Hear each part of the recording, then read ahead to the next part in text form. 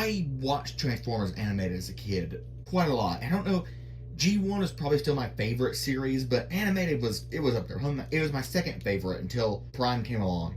And the season 2 subplot of trying to figure out who Megatron's covert agent on Cybertron was, and like the reveal of it being Shockwave, and then the reveal that Shockwave was Longarm Prime, that was intense for me as a kid. And I've always loved Shockwave as a character. Also, it's just a neat gimmick for a figure. Like, a figure with not only 2 alternate modes or 2 robot modes. So, like, in terms of what toys I wanted in the animated toy line as a kid, like, Shockwave was an obvious steal. Looking at the crane, it's Cybertronian enough. It's pretty much just a rectangle with a rotating boom. I wish the boom could go out a bit further, but it can elevate and depress. It also has that nice feature where you can raise up the legs of the vehicle so you can get higher points. It looks like a generic sci-fi crane, and I like it. I don't mind it. So I'm just going to go on from here, since it's easier, into Shockwave's tank mode, which you pull this back and auto gimmick, the cannon comes out. I don't know whether or not I'm supposed to take these out yet or not, but I like to leave them in for tank mode. Fold these up, fold these up, fold it down, and there you go. He's a standard H tank, and again, it's a Cybertronian tank. I'm not surprised or shocked, but it does what it's supposed to do, and it looks cool, you know, for a little toy. It's kind of, especially the turret off, it's very spindly, and there's a lot of hollow spaces and gaps, but if you can ignore them, and, you know, especially from a distance, it looks pretty cool, and it's definitely a fine kid's toy. It's got this nice, like, giant laser blaster sort of looking cannon, and neither mode really sacrifices anything, because honestly, as we've seen, to get a construction vehicle to turn into a tank isn't that difficult. But I want to address something really weird that I wonder if I'm the only person who's ever noticed this. Armada Megatron and Galvatron. He had the giant horns that stuck out of the front of the tank. These giant, like, either horns or like scorpion mandibles that come out of the front of the tank. Same thing with Energon Scorponok. I know he's a construction vehicle, but he has a gun, at least the one I had. And he always thought of him more as a tank, and he has little mandibles. 2007 Leader Brawl, he has this thing that flips down, which I don't even know what it's supposed to be. The things on the sides are mind-clearing devices, but I don't know what this is, honestly. War for Cybertron Megatron also has these little horn things. And Shockwave, you're supposed to, I know now, supposed to fold them down, but because all the other tanks have those little horns, I always leave these horns folded out for the tank mode. So, I am very ashamed to admit this, but as a kid, I was, because of all the Transformers that had it, I was just convinced that tanks, for some reason, and even in real life, had some sort of horn mandible looking structure up front. Which, I don't know if that's a coincidence, or just like a deliberate in-joke at Hasbro to make all their tanks look like that, but that's weird, isn't it? How all of them have horns. So, that aside, transformation is pretty neat. You take the turret off, which, that's fine. If you want to leave it in the back, you can, but it becomes a tool for Longarm and a gun for Shockwave. So we're going into Longarm mode, just to, you know, go with the flow, consistency. You unpeg these sections, fold these down. By the way, there are supposed to be little flaps on the sides of the legs that you'll see what they're supposed to fold in. I've lost them. I think I have one, but I don't like my figures to look asymmetrical, so I just leave it off until I find the other one. Unpeg the legs, fold them down, and flip out the feet. And I always thought the head changing gimmick was super cool. The way you just fold this down and the head comes down. That's so neat. You can leave this up or you can fold it back. There's the tiniest bit. And then you have Longarm, which, again, for the proportions, you can really put them any way you want to, with the legs and with the shoulders.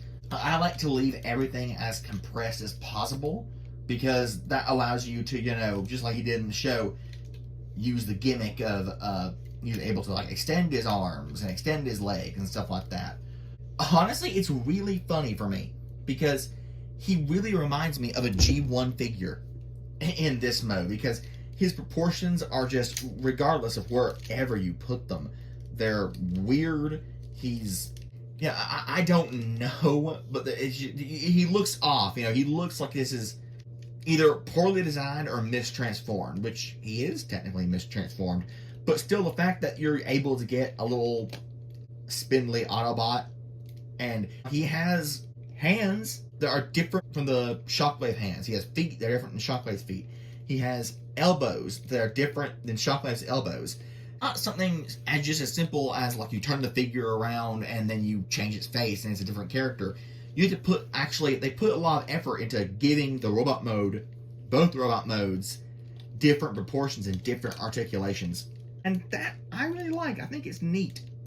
For the time, for animated, this is a pretty good little deluxe. If you just had a deluxe that transformed from a crane into this guy, that'd be fine.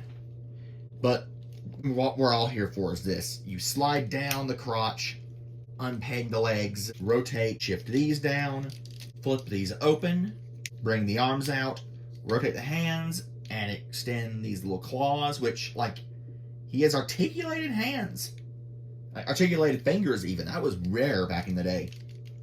Then I like to give him the gun, fold out these little red things. It doesn't peg into his hand, it pegs in as wrist, but it looks like he's holding it. It's good enough.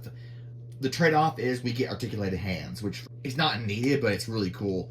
Flip around the symbol, flip the head, flip up the horns, and this dude is menacing. Like, he's not the typical really bulky looking sort of Shockwave. This is definitely a sadistic scientist. Like, he can even do the cackling mad hands together. I don't want to be cliche, but it's very kind of like Slender Man-esque, or like The Rake. He fits more in with characters like, this guy really fits in with a sort of really spindly, creepy aesthetic of Tarn and Prime Soundwave, which just is like, I wouldn't want to see any Decepticon in my room, but these are like especially things you would not want to see standing in the corner of your room at night. As for posing, he's got like a billion joints in the legs, and you can pretty much choose which knee joints you use and like how you shift things around and where you want. So you can get him into pretty much any pose you want to. The legs are pretty loose, and that, I will say, from my memory, they were always like that. It's not an age thing. But I could be wrong. I've had it for a while, but I've been alive for a while. Just, he looks like a sadistic, creepy, mad scientist monster. I really like him. And because of all the different joints, which are mostly, honestly, for transformation and for giving Longarm and Shockwave different points of articulation along their bodies, he is super posable for an animated figure. Like, the animated deluxes are still pretty good, but the Voyagers and the Leaders, like, you look at, like, Magnus and Lugnut, they're kind of, you know, they struggle. Shockwave does not struggle. It has a presence. I'd love to get the purple variant, but the gray is just as well for me too. The light piping is great, and again, he poses again almost like a modern figure aside from the looseness of the joints. So yeah, that's my thoughts on this guy. He's like one of the fewer animated figures that I really like, and like a lot of the older figures that I haven't sold them because I have like a nostalgic memory for them, because like my parents gave it to me, or I have a significant memory where my Transformers played a part in it. Not this guy. I keep him because I love him and because he's really cool. I would love to see a legacy animated Shockwave, because what they're able to do with this guy at the time, imagine what they could do with modern engineering. Like, he'd be epic.